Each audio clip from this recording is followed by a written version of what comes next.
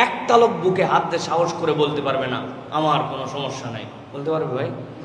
যেই লোক এই কথা বলবে ওই লোকের হয়তো বা ব্রেনের ডিস্টার্ব হয়ে গেছে।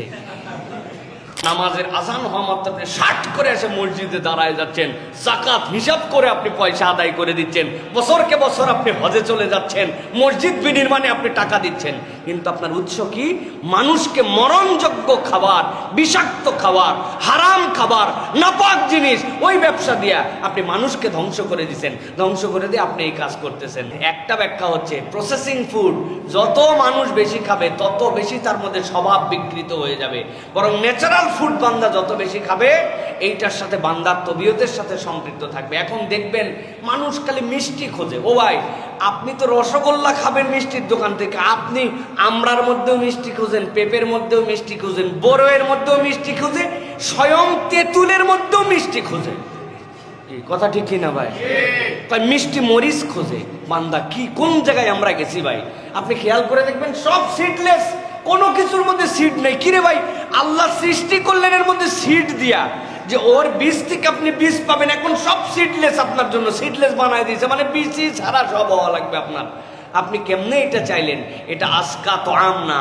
মানুষের যে ফিতরাত চেঞ্জ হয়ে যাচ্ছে, মানুষ ভিন্ন রকম আচার আচরণ করতেছে, এর অন্যতম কারণ হচ্ছে এই খাদ্যগুলার ন্যাচারালিটি নষ্ট করে এইগুলাকে কৃত্রিমভাবে আমরা আমাদের কাছে উপস্থাপন করছি।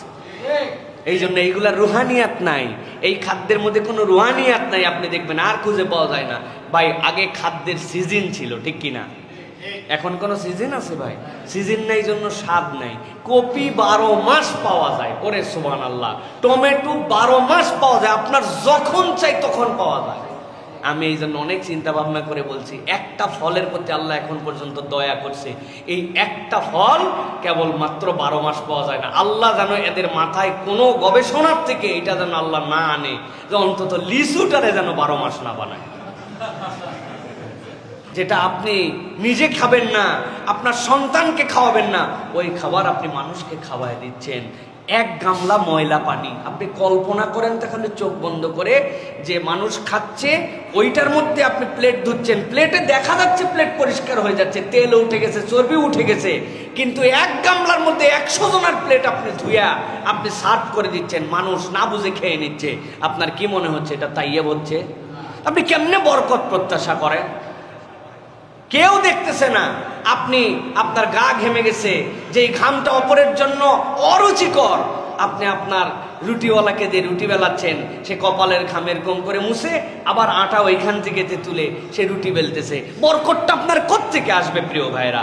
একবার কল্পনা করেন যে আপনি কত অরুচিকর ভাবে মানুষকে এই খাদ্য খাওয়াচ্ছেন। আপনি কল্পনা করেন আপনি বিষ দিচ্ছেন, যে বিষ দেওয়ার পরে নির্ধারিত সময় সেটাকে অপেক্ষা করাতে হবে, তারপরে মানুষকে দিতে হবে। মানুষের একটা পরিপাকতন্ত্র আছে, আল্লাহর সৃষ্টি একটা সিস্টেম আছে। আপনি কোনো কিচ্ছু মানতেছেন না, কেবল আপনার ব্যবসায়িক স্বার্থের দিকে তাকায়া, প্রফিটের দিকে তাকায়া ডাইরেক্ট বিষ দিয়ে ডাইরেক্ট তুলে মানুষের কাছে আপনি পৌঁছায় দিচ্ছেন। এটার দ্বারা আমাদের ভবিষ্যৎ প্রজন্ম পঙ্গু হয়ে যাচ্ছে। এমন হেভি মেটাল আপনি ওর মধ্যে দিচ্ছেন যেটা মানব স্বাস্থ্য নিতে পারে না। আপনি মনে করতেছেন বাবা বাবা, এইটা করে আবার নামাজের আজান হওয়া মাত্র আপনি শার্ট করে এসে মসজিদে দাঁড়ায় যাচ্ছেন, যাকাত হিসাব করে আপনি পয়সা আদায় করে দিচ্ছেন, বছরকে বছর আপনি হজে চলে যাচ্ছেন, মসজিদ বিনির্মাণে আপনি টাকা দিচ্ছেন, কিন্তু আপনার উৎস কি? মানুষকে মরণযোগ্য খাবার, বিষাক্ত খাবার, হারাম খাবার, নাপাক জিনিস, ওই ব্যবসা দিয়া আপনি মানুষকে ধ্বংস করে দিচ্ছেন। ধ্বংস করে দিয়ে আপনি এই কাজ করতেছেন, মনে করতেছেন আল্লাহ রাব্বুল আমিনের কাছে কাটাকাটির খেলা, তাই না? কাটাকাটির খেলা আছে না আমাদের? চুরি করা গরু কুরবানি দিছিল, চুরি করা গুনাহ, কুরবানি করা সওয়াব, গোশত খাওয়া ফাও। উনি এরকম মনে করতেছে ইবাদত বন্দেগী সবই আছে, মানুষকে হারাম খাওয়ায় দিচ্ছে আমি। কাহিনী কিন্তু এত সহজ নয় প্রিয় ভাইরা। এই জন্য আল্লাহ রাব্বুল আমিন আপনার আমার জন্য দায়িত্ব দিচ্ছেন, ইন্নাল্লাহা ইউহিব্বুত তাওয়াবিন ওয়া ইউহিব্বুল মুতাতাহহিরিন। আল্লাহ মুতাতাহহির, যে ব্যক্তি পবিত্র তাকে পছন্দ করেন।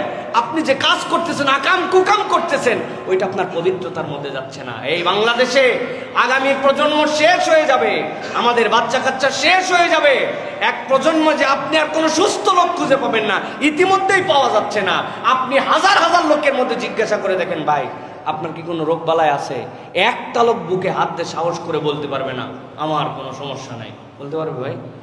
যে এই লোক এই কথা বলবে, ওই লোকের হয়তো বা ব্রেনের ডিস্টার্ব হয়ে গেছে, ওই জন্য এই কথা বলতেছে, না বুঝে যে আমার কোনো সমস্যা নাই, বুঝবেন যে ওর ব্রেনে কোনো ঝামেলা। ভাই, এ কম দুঃখে কম আফসোসে এটা বলা হচ্ছে না। ছোট ছোট মানুষের জন্য বড় বড় মেজর প্রবলেম আপনি কল্পনা করতে পারবেন না, এইগুলো সব আমাদের মধ্যে ছড়াই গেছে। কি দিয়ে? খাদ্যের বিষ দিয়ে। খাদ্যের বিষ দিয়ে আমাদের প্রজন্ম ধ্বংস হয়ে যাচ্ছে। আল্লাহ আমাদেরকে বোঝার তৌফিক দান করুন।